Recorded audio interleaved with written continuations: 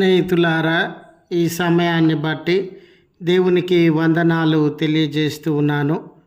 ప్రేమపూర్వకముగా మిమ్మల్ని అందరినీ వాక్య ధ్యానంలోనికి ఆహ్వానిస్తూ ఉన్నాను.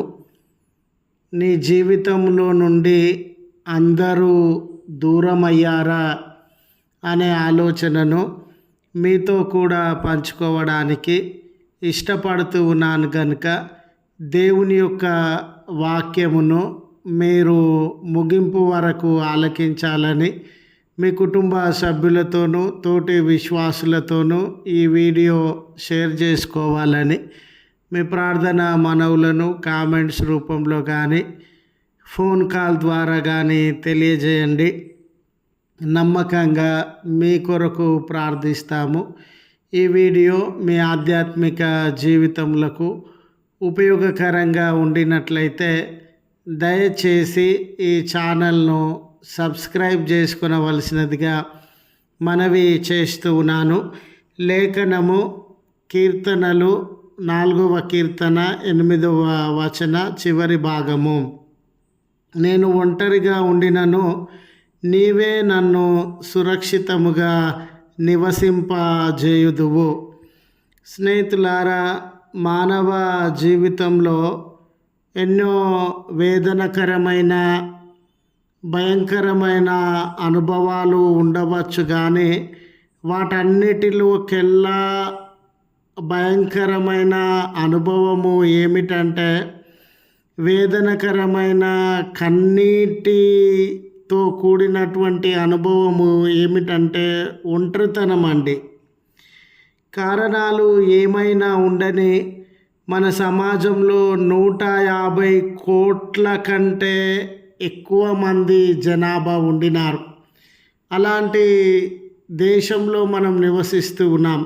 కారణాలు ఏమైనా ఉన్నా కొన్నిసార్లు ఇంతమంది మధ్యలో కూడా మనము ఒంటరి వారమే అన్న భావన, బాధ మనలను వేధించేటటువంటిదిగా ఉండినది. చూడండి స్నేహితులారా, కొన్నిసార్లు తీవ్రమైన ఒంటరితనాన్ని, దిక్కులేనితనాన్ని మనము అనుభవించేటటువంటి వారంగా ఉంటాం.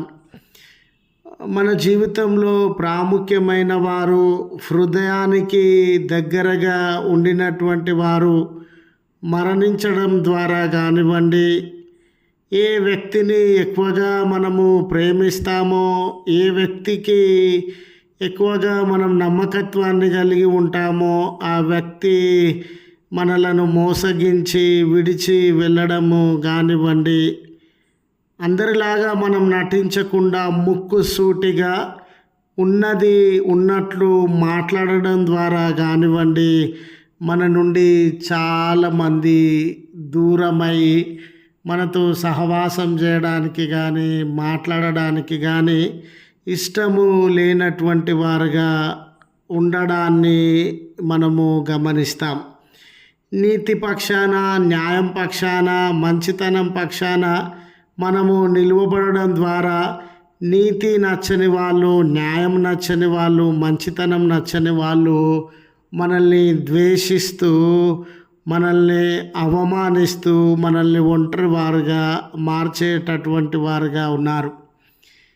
నేటి దినాలలో ప్రజలు చాలా వినియోగదారుల మనస్తత్వాన్ని కలిగి ఉన్నారండి.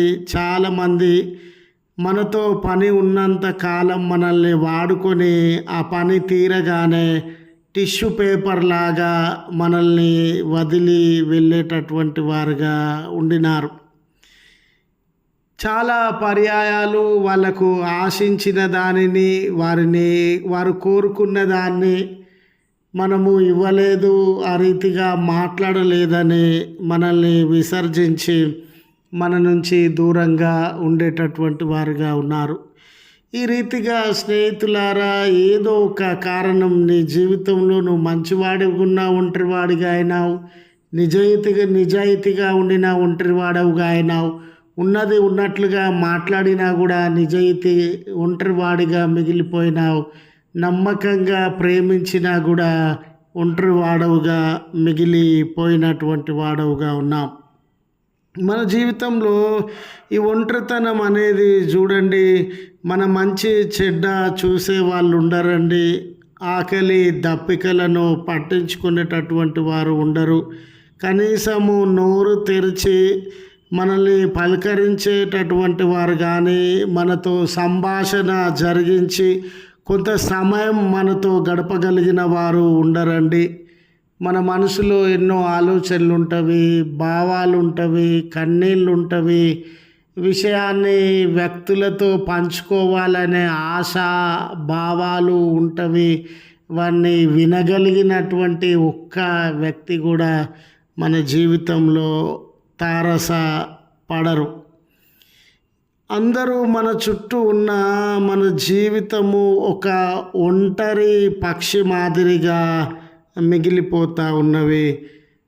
వాస్తవికతలోనికి వెళ్తే అసలు మనం చచ్చామో బ్రతికి ఉన్నామో ఎవ్వరికి అవసరము లేదు అన్నట్లుగా పరిస్థితులు ఉంటవి.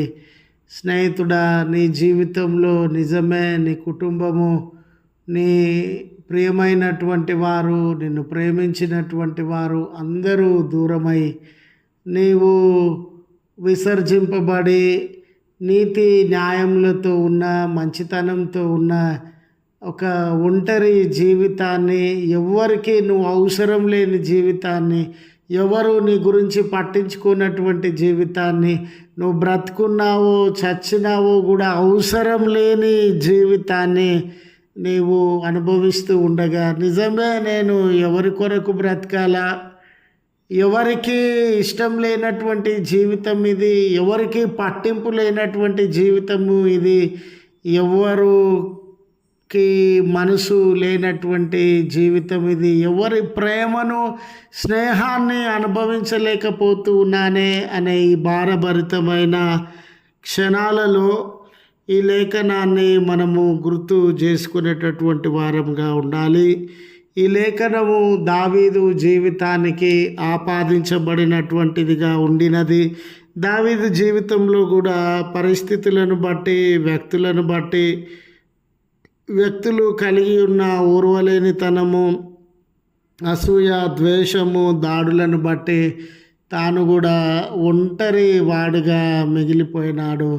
కుటుంబం నుండి, తన సతీమణి నుండి, కుటుంబ సభ్యుల నుండి, రాజ్యం నుండి, గ్రామం నుండి, ఎరిగి ఉన్న ప్రజలందరి నుండి అతడు దూరపరచబడి అరణ్యంలో ఒక దిక్కులేని జీవితాన్ని జీవించాల్సి వచ్చింది. నివాస స్థలం లేదు, తోడు లేదు, తన గురించి పట్టించుకునే వ్యక్తులు లేరు.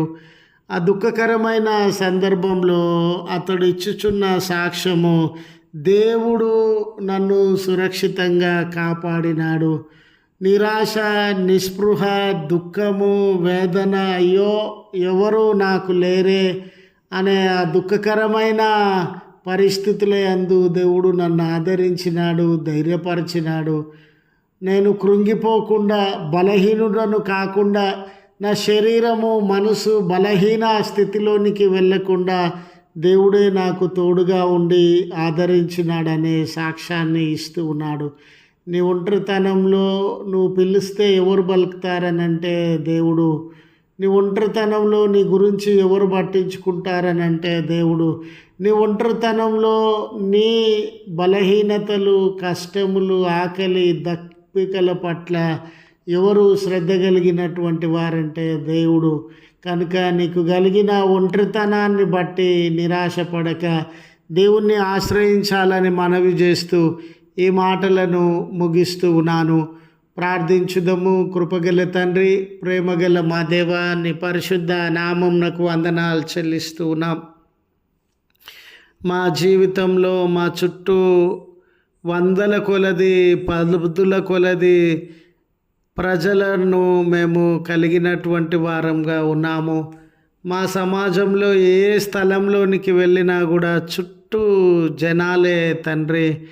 అయినప్పటికీ మా మనసును అర్థం చేసుకునేవారు కానీ, మా తలంపులకు, భావనలకి, ఎమోషన్స్కి విలువనిచ్చేవారు కానీ లేకుండా ఒంటరితనాన్ని అనుభవించుచు జీవించేటటువంటి వారంగా ఉన్నాం. మంచితనంతో ఉన్న, నీతి న్యాయములతో ఉన్న ఒంటరి వారంగా మిగిలిపోయినాం. సత్యాన్ని మాట్లాడుతూ ఉన్న ఒంటరి వారంగా మిగిలిపోయినాం. వాస్తవమైనటువంటి ప్రేమను, నమ్మకత్వాన్ని కనబరిచి మా హృదయంలో ఎవరికి ఎక్కువ చోటిచ్చామో వారే మమ్మల్ని మోసగించి విడిచి వెళ్ళినటువంటి వారుగా ఉన్నారు. అయ్యా, ఈ ఒంటరితనము తీరని శోకాన్ని, బాధను, బలహీనతను, శరీర మానసికమైనటువంటి అశాంతిని మాలో రేకెత్తిస్తుండగా నీవు విడివనటువంటి దేవుడవు, ఎడబాయనటువంటి దేవుడవు.